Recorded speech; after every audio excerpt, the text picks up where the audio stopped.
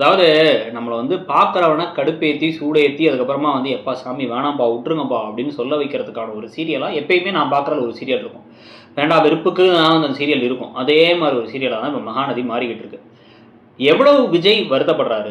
எவ்வளவு விஜய் வந்து தனக்காக வேணும்னு ஏங்குறாரு. அவர் நிம்மதியா தான் இல்லனா இருக்க மாட்டாரு. அதுவும் அவருக்கு தெரியும் தன்னுடைய குழந்தை இந்த வயித்துல வளருதுன்ட்டு. அதனாலயும் அவரால வந்து சும்மா இருக்க முடியாதுங்கிறது தெரிஞ்சும் கூட, அவங்க சித்தி வந்தாங்க, பாட்டி வந்தாங்கங்கிறதுக்காக காவேரி எல்லார் முன்னாடியும் வச்சு, "வெளிய போங்க. எனக்கு உங்க கூட வாழ விருப்பம் இல்ல. இதுக்கப்புறம் இங்க வந்து நின்னீங்க அப்படின்னா, என் உயிர விட்டுருவேன்." அப்படின்ட்டு அவர் உண்மைய சொல்ல வந்தவரையும் தடுத்து நிறுத்தி தொரத்தி விட்டுர்றாங்க. அவர் அழுதுகிட்டே ஒண்ணும் புரியாம பைத்தியம் மாரி வராரு. எங்கேயாச்சும் போய் கடைசில ஒண்ணு கிடக்க ஒண்ணு இடிச்சிருந்தாரு. இல்ல ஹார்ட் அட்டாக் வந்துச்சுன்னா என்ன பண்ணுவாங்கன்னு தெரியல.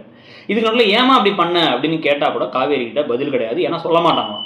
ஏன் அப்படின்னா வந்து கதைய எப்படி இழுக்கிறதுங்கிற ஒரே காரணத்துக்காக கதைய இழுத்து கொண்டு போயிட்டு இருக்காங்க.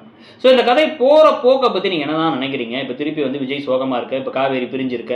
இதையே வச்சு எத்தன நாளைக்கு இழுத்துட்டு போலாம்னு நினைக்கிறாங்கங்கிறது எனக்கு தெரியல. உங்களுக்கு இது நல்லா தான் இருக்குன்னு நினைக்கிறீங்களா? அதே மாரி அவங்க அம்மா ஒரு வார்த்தை சொன்னாங்க. என்ன அப்படின்னா, "இங்கேருந்து என் பொண்ணு போற வீட்ல சந்தோஷமா இருக்க மாட்டான்னா நான் எப்படி விடுவேன்?" அப்படின்னு கேட்டாங்க. யமுனா சந்தோஷமா இருக்க மாட்டாங்கன்னு தெரிஞ்சு தானே விட்டீங்க. அப்ப அது மட்டும் எப்படி? அப்படிங்கிற லாஜிக் நமக்கு புரியல. ஸோ அந்த லாஜிக்க பத்தி நீங்க என்ன நினைக்கிறீங்கங்கிறத சொல்லுங்க. Thank you.